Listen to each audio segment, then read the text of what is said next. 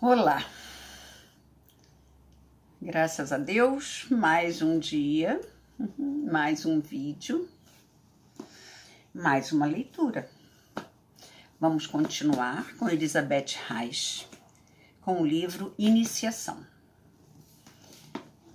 Nós paramos, eu estou, como eu expliquei antes, numerando as partes que ela separou o livro dela, não em capítulos, ela foi dando nome às partes, né? De acordo com o tipo de história.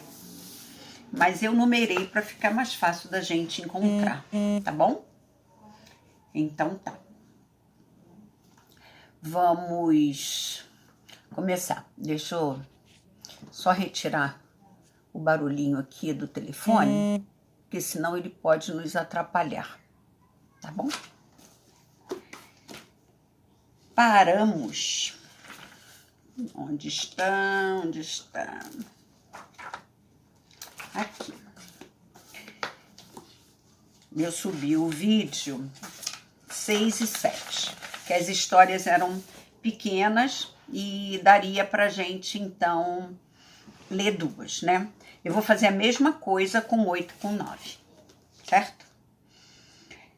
Então, na última história dela, ela estava contando o quanto que ela gosta de ler, o quanto que ela teve sempre interesse, desde pequena, por histórias e livros que nenhuma criança da idade dela lia, como Shakespeare e outras coisas, né? Uma coleção específica do pai dela, que falava sobre magia negra e todas essas coisas exotéricas. E ela, por causa dessas leituras, e criança, ela passou a ter medo até de ficar no escuro, ou sozinha no quarto, né? Porque as criadas, a cozinheira, a passadeira, a lavadeira, conversavam com ela, escondido da mãe, né? Sobre esses assuntos. Então, ela continuou, né? Depois desse meio trauma, ela continuou ainda com medo de fantasmas, mas isso só ajudou a ela a se interessar cada vez mais, porque era um assunto que ela achava fascinante. Então, vamos entrar hoje aqui no Surge o Meu Futuro. Passamos aquele verão perto do grande lago Binnen, com famílias de parentes. Lembro-me especialmente desse verão porque aconteceu fatos que mais tarde, muitíssimo mais tarde, relembrei com bastante frequência. Mamãe ainda precisava tomar conta do meu irmãozinho. Por isso, eu dispunha de um pouco mais de liberdade. Pude percorrer campinas e pequenas florestas, com uma colega da mesma idade que eu, que também passava férias na estação climática. Mamãe pensava que eu ia até a casa da minha amiga e a mãe da minha amiga pensava exatamente o contrário. Assim, ambas percorríamos a região e juntávamos experiências. Na margem do lago havia uma série de moradias. Observamos que um garoto cigano tocava violino diante de cada vivenda, no intuito de receber algum dinheiro das pessoas. Minha avó também dava concertos e ganhava bastante dinheiro com isto. Fiquei curiosa por saber se também conseguiria ganhar dinheiro. Minha amiga fazia tudo o que eu sugeria sem discutir. Assim, percorremos todas as moradias e em cada terraço ou jardim em que houvesse pessoas, eu declamava uma poesia. Observavam-me com curiosidade e quando a minha amiga passava um prato por elas, colocavam dinheiro. Algumas mais, outras menos. Mas todas achavam graça e uma senhora me perguntou se minha mãe sabia do fato. Não, respondi. Trata-se de um empreendimento particular que minha mãe desconhece. Logo, imaginei, disse a dama, tratem de voltar direitinho para casa. O tão promissor empreendimento foi suspenso naquele mesmo dia, depois de repartirmos o dinheiro ganho.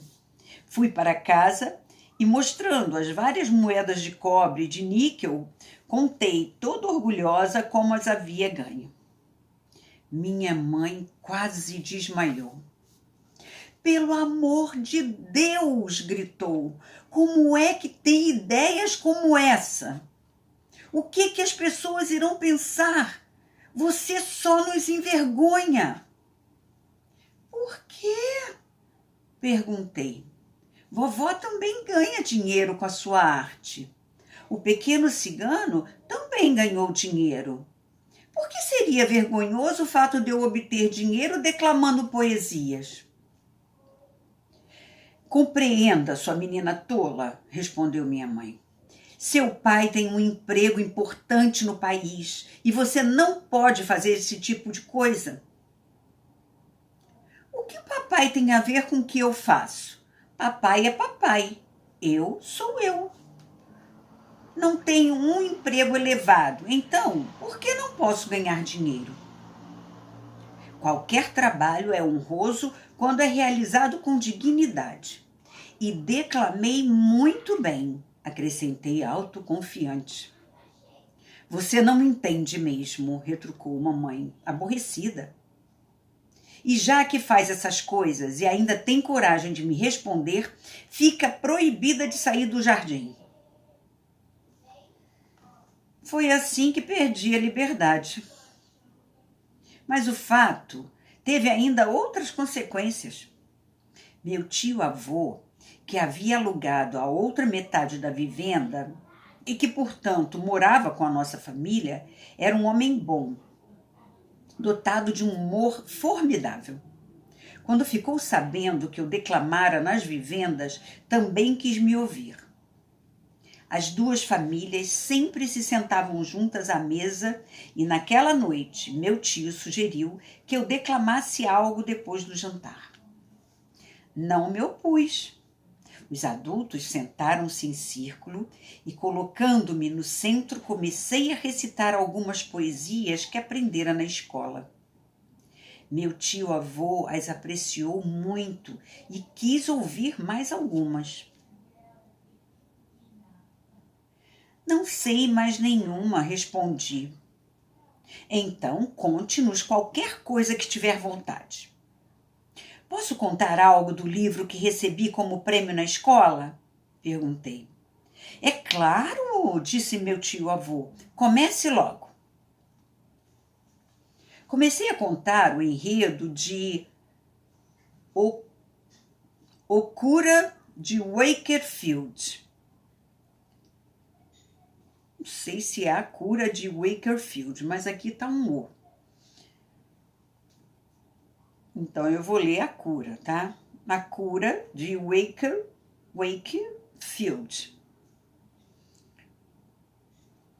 Então, vou começar o parágrafo de novo, porque esse O aqui, não sei se isso é correto, mas... Comecei a contar o enredo de A Cura de Wakefield, mas não me limitei a relatar o que acontecia no livro. Passei, ao mesmo tempo, a representar as cenas, como num teatro. Contei como o cura, então é o cura mesmo, gente, desculpa, como o cura levava uma vida santa em Wakefield. Pode ser um cargo. Como um jovem conhecera sua filha, Olivia, e como, afinal, a seduzira. Eu não fazia ideia do que significava seduzir. Tampouco sabia por que o cura ficava tão zangado com o fato. Tudo isso estava no livro e contei exatamente o que li. Contei como os amantes se encontravam na escuridão e trocavam palavras carinhosas de amor. Contei como o cura trovejava de raiva e pegara sua espingarda. Como sua terna esposa o acalmara, colocando-lhe a Bíblia nas mãos. Os adultos torciam-se de rir. E quando eu quis encerrar meu relato, meu tio-avô disse que queria ouvir mais, pois desejava conhecer toda a história do cura. Portanto, tive que continuar a narrativa. E os adultos não paravam de rir. Eles riam como se eu estivesse contando as piadas mais engraçadas. Estranhei aquilo, pois afinal a história era trágica. No final, meu tio puxou-me para perto dele e me perguntou: Diga-me, onde arranjou essa história? Sim, quis saber, mamãe. Também gostaria de saber disso. Do livro que recebi como prêmio na escola. Incrível, retrucou minha mãe exasperada, apesar de estar rindo também. Como essa gente pode dar um livro desses para uma criança? Ah, deixa estar, Lilianzinha, tentou acalmá-la meu tio-avô. Com certeza, nem eles mesmos leram o livro e acharam que só se escrevessem histórias inofensivas sobre um cura. Não pensaram no fato de os sacerdotes, às vezes, também terem filhas. Deixe disso, Lilianzinha, e permita que a pequena conte a história outra vez. Seja como for, o que já está em sua cabeça você não poderá tirar. E há tempos não me divirto tanto. E foi assim que passei a contar uma história por noite. O círculo familiar foi engrossado por amigos da vizinhança. E passei a contar repetidamente muito do que havia lido nos livros. Entre o que representei, havia muitas tragédias de Shakespeare e entre o que eu não conhecia... Oi, desculpa, vou começar de novo, tá, gente? Me distraí. E foi assim que passei a contar uma história por noite. O círculo familiar foi engrossado por amigos da vizinhança e passei a contar repetidamente muito do que havia lido nos livros. Entre o que representei, havia muitas tragédias de Shakespeare, e eu não conseguia entender o motivo de os adultos se torcerem de riso enquanto eu contava acontecimentos tão trágicos. Apesar de suas risadas, contei como o infeliz rei Lear morreu, decepcionado, abandonado e estertorando. Os adultos se contorciam de riso. Em Ricardo III, representei como todos morriam, uns após outros. Um de uma maneira, outro de outra, e mostrei-lhes como, o que fez com que minha audiência quase sufocasse de tanto rir. Como seria possível achar graça de acontecimentos tão tristes, em que morriam tantas pessoas? A história era trágica, não divertida. Eu pensava nisso e, séria, continuava a representação. Quantas e quantas vezes tive de pensar posteriormente naquela menininha que fazia representações teatrais diante das pessoas, tão séria e tão convicta.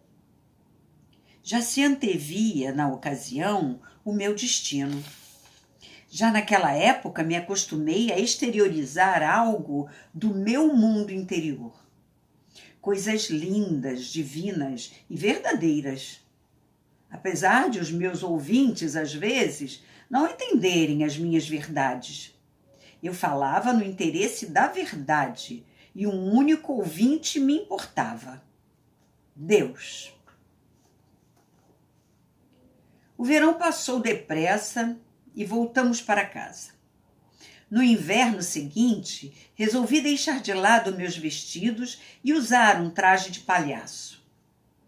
A sensação de que eu não era quem era não queria me deixar. Ao contrário, aprofundava-se cada vez mais e atuava no inconsciente. Pedi muito, até minha bondosa mãe concordar, deixando de dizer não. Ela costurou um autêntico e belo traje de palhaço. Chegou mesmo a comprar 2 toucas bem coloridas e, a partir de então, passei a andar com essa fantasia.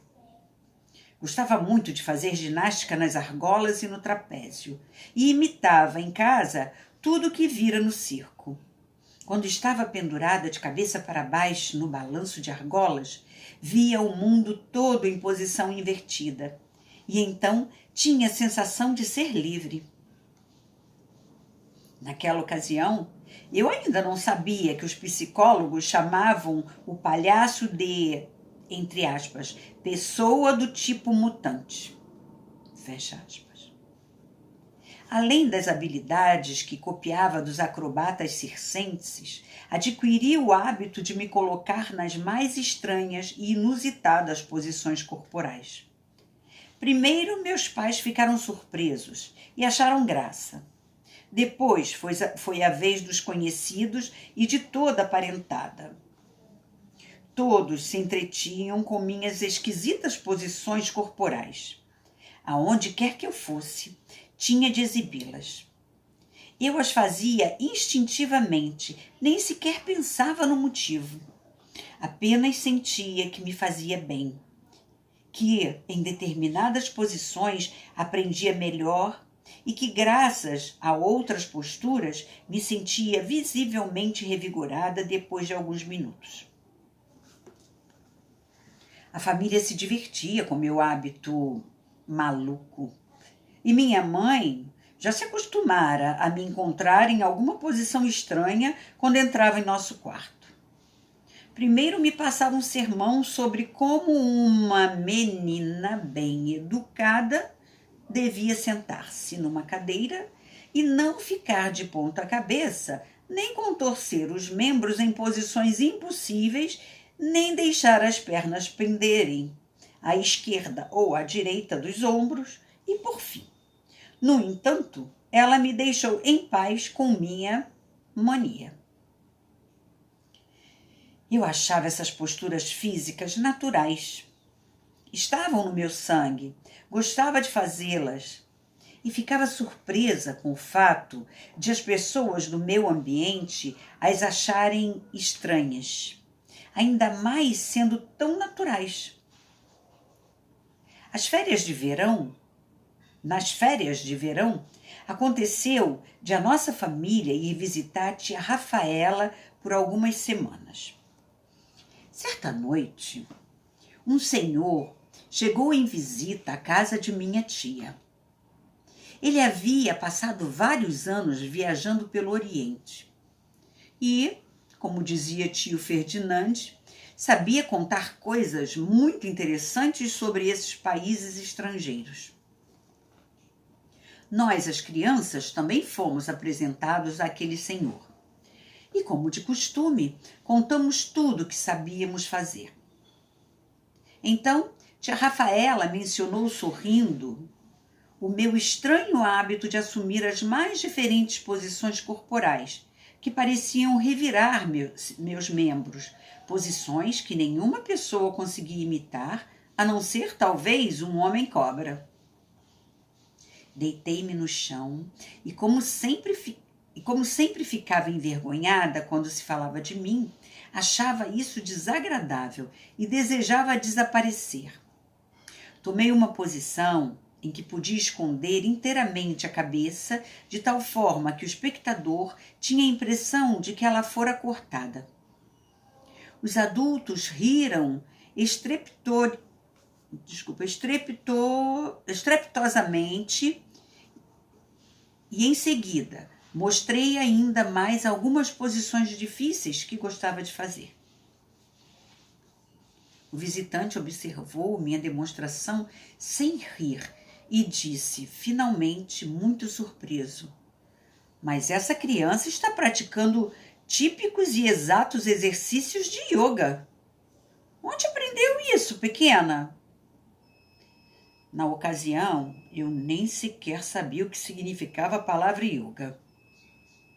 Então expliquei a ele que ninguém me havia ensinado nada e que eu praticava as posições por instinto e por gostar delas, pois faziam-me sentir muito melhor. O homem nem quis acreditar. Prescrutou-me e balançou a cabeça. Eu, já entediada com as perguntas dos adultos, e como mamãe nos acenasse para nos retirarmos, fomos ao quarto de brinquedos. Não tornei a pensar na observação daquele senhor.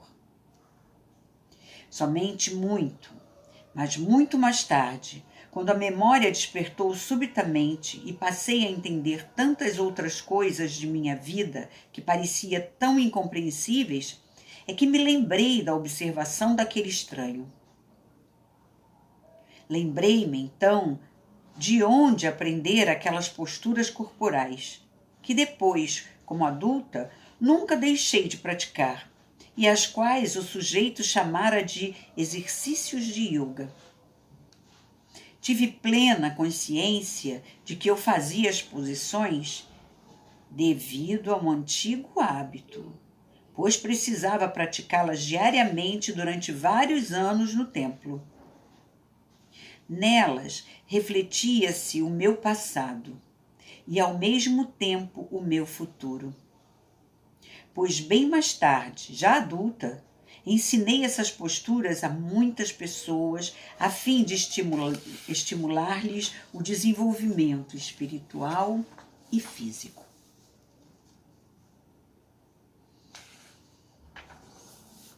Lutas de amor.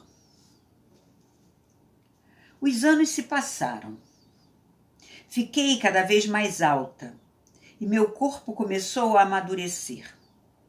Gostava de ler histórias de amor e romances sobre problemas afetivos. Dessa maneira, fui aprofundando cada vez mais a minha personalidade. Olhava para o futuro com a resolução de encontrar um homem de valor que me compreendesse totalmente. Os livros passaram a me interessar cada vez menos e os jovens cada vez mais, principalmente os rapazes. Estes também se interessavam por mim. Em vão, mamãe me ensinou a ser modesta. Já nos primeiros anos da adolescência, descobri que era dotada de grande força de atração. No entanto, em minha cegueira juvenil, pensava que apenas eu era atraente. Que só eu possuía essa qualidade que atraía tantas pessoas. Mais tarde, paguei essa cegueira, bem como toda a minha carência espiritual, quase que com a cegueira física. Por fim, aprendi a ver que a atração que exercia não devia ser usada para a minha vida particular, mas que eu tinha de destiná-la a guiar as pessoas que me seguiam rumo ao caminho da salvação. Naquela época, porém, eu me interessava unicamente por mim mesma e achava que a maior felicidade consistia no amor entre um homem e uma mulher. Comigo aconteceram coisas que são comuns neste mundo. Fui amada e estive apaixonada, mas todas as alegrias e os sofrimentos foram apenas um prelúdio do meu destino. Na época do meu desenvolvimento, do 13º até o 19º ano de vida, estabeleci um vínculo com uma pessoa que percorreu os anos como se fosse um fio condutor e que eu poderia chamar de, entre aspas, a escola para o desenvolvimento de uma força de vontade extraordinária. O destino sabia que eu teria de usar essa força em minha vida. Quando tinha somente 13 anos, conheci um rapaz cujas aptidões brilhantes ultrapassavam a média geral. Sua natureza consistia numa mescla de lutas consequentes e inexoráveis pelo que existia de mais belo e puro, e uma loucura pelo poder e um egoísmo que chegavam a ser doentios. Amava-me, ao menos era o que dizia. Porém, amava ainda mais a si mesmo. E gostaria que eu me tornasse sua dócil escrava. Logo descobriu que tínhamos a mesma maneira interiorizada de encarar as coisas e de admirar a arte. Portanto, achou que encontrara a parceira ideal. Quis fazer de mim uma esposa cultíssima, porém absolutamente obediente e formada à sua imagem. Contou com o fato de poder destruir meu pensamento independente. Trouxe-me livros maravilhosos sobre arte, música, história do mundo e das artes, o melhor da literatura clássica e moderna, que exigiu que eu lesse na língua original. Uma vez que eu considerava o aprendizado de línguas estrangeiras monótono, estudou-as junto comigo. Em seguida, procurou o melhor professor de piano. Em suma, fez tudo para que a minha instrução não fosse apenas comum, mas extraordinária. Minha mãe o considerava um anjo que ajudava na minha educação. Pois eu tinha dificuldade em aprender línguas. Os melhores professores não haviam obtido resultado. Eu me recusava a estudá-las. Esse rapaz me trouxe revistas e roteiros teatrais alemães, ingleses e franceses, que leu comigo e, dessa forma, ajudou a abrir para mim os portais de acesso a vários idiomas. Tudo isso era muito bonito e estimulante, mas, ao mesmo tempo, ele tinha a intenção de me submeter a seu jugo. Logo depois que nos conhecemos, disse que tencionava casar-se comigo e que, portanto, gostaria que eu me considerasse sua propriedade. Tudo que eu quisesse ler deveria submeter à sua aprovação. Além disso, não poderia fazer amizade com ninguém antes de consultá-lo a esse respeito. Como todas as jovens da minha idade, eu frequentava aulas de dança com minha irmã. Adorava dançar e também divertir-me com os jovens da escola de dança. Costumava ainda patinar no gelo. O rapaz não apreciava nada disso. Mas eu era jovem. Queria dançar, patinar, divertir-me com jovens como eu. Foi então que o rapaz ficou com ciúmes. E em tal medida que ultrapassou de longe os limites da normalidade. Junto com o ciúme, surgiu uma imensurável mania de poder. Primeiro, senti-me lisonjeada por ter sido escolhida. Eu, uma simples menina, por um homem tão conhecido e admirado. Ele sabia ser brilhante. E entretivemo-nos maravilhosamente muitas vezes. Além disso, agradava-me o fato de ele ter a mesma opinião séria e profunda sobre o amor como eu. No entanto, quando senti que ele queria me impor cada vez mais sua vontade, como se me rodeasse sistematicamente com uma argola de ferro, então o seu amor tornou-se enfadonho. Iniciou-se uma luta terrível entre as forças invisíveis de duas almas. Quanto mais ele percebia que eu fugia ao seu poder, tanto mais queria reter-me em suas mãos.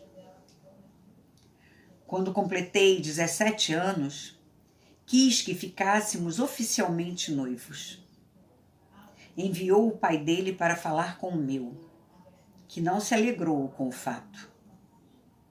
Muito tempo depois, contou-me que o caráter agressivo do meu noivo nunca lhe havia agradado, mas que não desejara interferir em nosso livre-arbítrio. Respeitava o direito inerente a todas as pessoas de tomar as próprias decisões, inclusive de seus filhos. E foi assim que, embora o fato o desagradasse, deu consentimento. Eu esperava que depois do nosso noivado, o ciúme do meu noivo se aplacasse. Mas à medida que meu encanto feminino foi se desenvolvendo, seu ciúme tornou-se limitado. E com frequência ele fazia cenas incríveis. Depois de me irritar durante horas, caía no extremo oposto e de joelhos me pedia perdão, chorando como uma criança, além de implorar o meu amor, prometendo nunca mais me atormentar. Essas cenas me eram completamente intoleráveis. Nunca tinha visto nada semelhante em casa. Meu pai possuía um imenso poder, mas este se irradiava dele de maneira involuntária. Ele nunca quis impor seu poder às outras pessoas. Respeitava a personalidade de cada um e não desejava que as pessoas o seguissem, nem que lhe obedecessem cegamente. Naquela ocasião, meu pai exercia um cargo de liderança. Devia me dar por satisfeita, pois não havia diretor acima dele. Contudo, não era despótico, nem tirânico com os subalternos. Tanto em casa como no exercício de suas funções, era como uma coluna em que qualquer um podia se apoiar. Centenas de funcionários, além de parentes, costumavam pedir seus conselhos. Ele era justo, generoso e sempre prestativo. E eu pensava que todas as pessoas fossem assim. Nada sabia sobre desconsideração e egoísmo, visto que nunca tinha experimentado nada disso em casa. Entre nós, de todos os pontos de vista, havia um relacionamento sadio e verdadeiro, um amor altruísta. Eu não podia saber o que era sadismo e masoquismo, nem entender as cenas que meu noivo fazia, e muito menos tolerá-las. Eu queria ficar livre, livre. Durante um longo tempo, não pude me opor à vontade dele. Além disso, minha fidelidade e compreensão pelas fraquezas alheias me detiveram por muito tempo. Com o passar dos anos, minha vontade desenvolveu-se e, subitamente, perguntei a mim mesma por que deveria continuar a suportar tais sofrimentos. Certo dia, disse a meu noivo que desejava voltar a ser livre. Ele nem quis ouvir falar nisso. Travamos uma luta desesperada, pois sua vontade ainda me mantinha cativa, como uma tenaz de ferro. Quanto mais tinha de lutar contra ele, tanto mais minha vontade se transformava em força de resistência. Aos poucos, essa força sobrepujou a dele. Chegou o momento em que tive coragem suficiente para lhe confessar que já não desejava ser sua mulher. A essa declaração seguiram-se cenas terríveis que não surtiram mais efeito. Tive pena dele, mas ao mesmo tempo o desprezei por completo devido ao seu comportamento, que por um lado era tirânico e por outro covarde. Naquela ocasião, eu ainda não sabia que essas duas características são parte integrante da mesma doença. Contudo, sentia o que nele havia de doentio e quis livrar-me impreterivelmente desse mal. Com o último esforço, destruí a força da sua vontade. Falei com meus pais. Eles não se surpreenderam. E numa determinada tarde, eu tinha 19 anos naquela época, viajei com meu primo para a casa da mãe dele, minha bela tia Rafaela, irmã do meu pai. Rompi o noivado.